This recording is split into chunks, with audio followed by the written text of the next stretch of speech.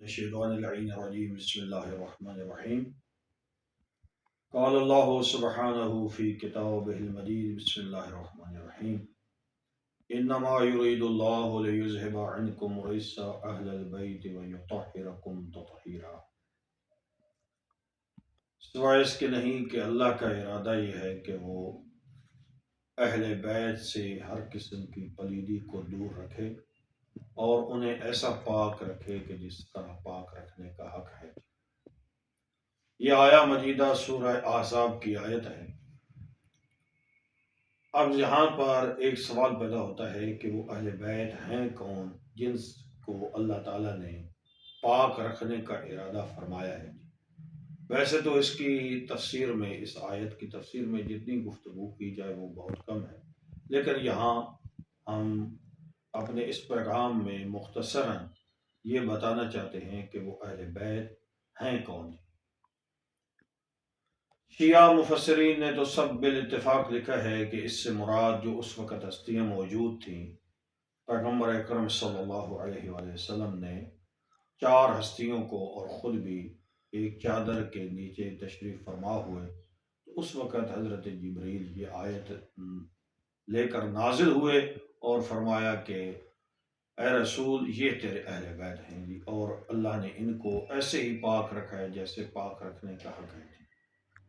شیعہ مفسرین تو سب لکھتے ہیں، اہل سنت کے ایک بہت بڑے مفسر حافظ ابن کثیر نے اپنی تفسیر ابن کثیر میں اسی آیت کی تشریح میں، تفسیر میں یہی لکھا ہے کہ اس پر سب کا اتفاق ہے کہ یہ آیہ مجیدہ ان صرف 5 ہستیوں کے بارے میں ہی نازل ہوئی، اور جو اس میں وضاحت تھی، جو اس میں کسر رہتی تھی، جو یعنی لوگوں کو چیز سمجھ نہیں آ رہی تھی، اس کو نکال دیا ہے۔ مسلم شریف کی حدیث نمبر 6251 باب الفضائل میں حدیث آتی ہے کہ راوی کہتا ہے قالت عائشہ خرج النبی صلی اللہ علیہ وسلم غداتن، حضرت عائشہ فرماتی ہیں کہ ایک صبح رسول اکرم صلی اللہ علیہ وسلم گھر سے نکلے، وعلیہ مرط مراحل من شعر اسود، حضرت کے اوپر ایک بالوں کی بنی ہوئی چادر تھی۔ فجاء الحسن بن علی فادخلہ، حضرت حسن مجتبی ان کے پاس آئے تو رسول اللہ نے ان کو بھی چادر کے نیچے داخل کر دیا۔ ثم جاء الحسین، پھر امام صلی اللہ علیہ وسلم آئے، فداخل معه، وہ بھی رسول اکرم کے ساتھ داخل ہو گئے۔ ثم جاءت فاطمہ تو فادخلها، جناب زہرا سلام اللہ علیہا تشریف فرما ہوئی تو ان کو بھی چادر کے نیچے داخل کر دیا۔ ثم جاء علی، پھر علی آئے، فادخلہ، ان کو بھی داخل کر دیا۔ ثم قال، جس وقت یہ 5 ہستیاں پوری ہو گئیں، خود پیغمبر اکرم بھی تشریف فرما ہوئے، اس وقت ارشاد فرمایا انما یرید اللہ لیذہب عنکم الرجس اہل البیت ویطہرکم تطہیرا۔ اب یہاں سے انداز ہوتا ہے کہ یہ آیت صرف اور صرف انہی ہستیوں کے بارے میں نازل ہوئی ہے، اور اس میں ازواج مطہرات وہ داخل نہیں ہیں جی۔ اس سے پہلے حدیث نمبر 6218 یہ حدیث ہے کہ جس میں پیغمبر اکرم نے بالکل وضاحت فرما دی اور فرمایا کہ میں تمہارے درمیان 2 چیزیں چھوڑ کے جا رہا ہوں، ایک اللہ کی کتاب ہے اور دوسری عطرت اہل بیت ہے جی۔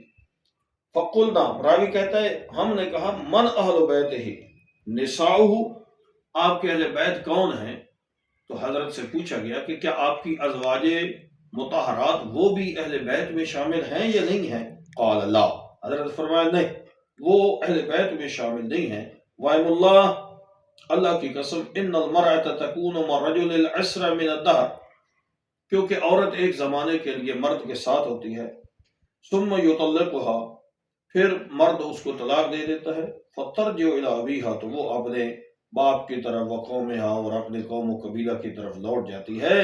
اہل بیت ہی اصلہ وعصبتہ الذین حرموا الصدقۃ بعدہ، اہل بیت وہ ہوتے ہیں جو رسول کی اصل ہوتے ہیں، حضرت کے خاندان سے ہوتے ہیں جن پر صدقہ حرام ہوتا ہے۔ تو یہاں سے یہ 2 احادیث یہ بالکل کنفرم کر رہی ہیں کہ اہل بیت صرف اور صرف اس وقت 5 ہستیاں تھیں، یہ ازواج مطہرات اہل بیت میں داخل نہیں ہیں، صحابہ وغیرہ یہ اہل بیت میں داخل نہیں ہیں۔ یہ ایک غلط فہمی پھیلائی جاتی ہے کہ رسول اکرم کے ساتھ وہ بھی داخل ہیں، وہ بھی داخل ہیں۔